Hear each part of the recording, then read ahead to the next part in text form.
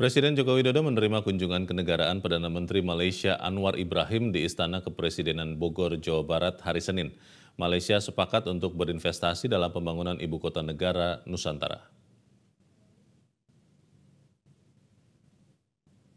Kunjungan Perdana Menteri Malaysia Anwar Ibrahim merupakan kunjungan kenegaraan pertama setelah resmi menjabat Perdana Menteri pada November 2022 lalu. Kedua pemimpin negara melakukan pertemuan bilateral dan menyaksikan penyerahan surat ketertarikan Malaysia untuk terlibat dalam program pembangunan Ibu Kota Nusantara (IKN). Dalam pertemuan tersebut telah ditandatangani 11 letter of intent di bidang elektronik, kesehatan, pengelolaan limbah, konstruksi, dan properti. Selain itu juga penandatanganan MOU di bidang perkapalan, pembiayaan ekspor-impor, energi hijau, pengembangan industri baterai, dan sebagainya. Saya menyambut baik minat para investor Malaysia dalam pembangunan Ibu Kota Negara Baru Nusantara.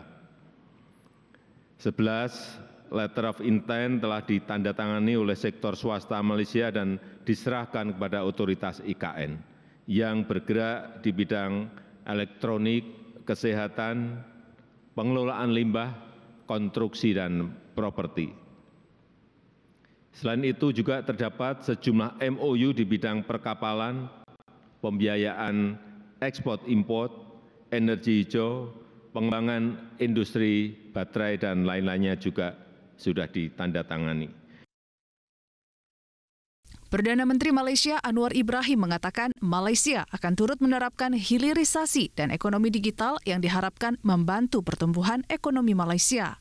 Anwar Ibrahim juga mendukung pembangunan IKN Nusantara yang memberi dampak positif bagi perekonomian Malaysia. Kerana ada kepentingan Malaysia juga, untuk terutama di Sabah dan Sarawak, ya, kedekatannya dan kepentingan ekonomi wilayah yang sangat bermakna. Rakan-rakan saya di Sarawak dan Sabah memuji inisiatif ini, dan saya beritahu tadi itu inisiatif besar Bapak Presiden itu mempersilitkan saya kerana dibanding dengan apa yang saya mampu lakukan untuk Sabah dan Sarawak. Jadi oleh itu kita ambil pendekatan yang positif, itu mencari jalan supaya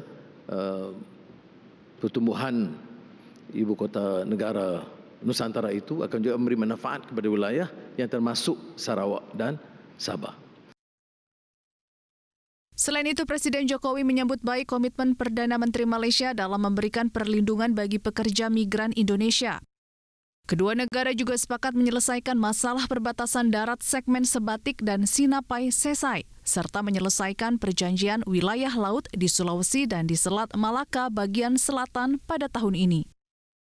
Presiden Jokowi juga menyatakan Indonesia dan Malaysia memiliki pandangan yang sama tentang pentingnya pelaksanaan 5-point konsensus untuk Myanmar. Dari Bogor, Jawa Barat, Jen William, Suari Tiasa, Media Group Network.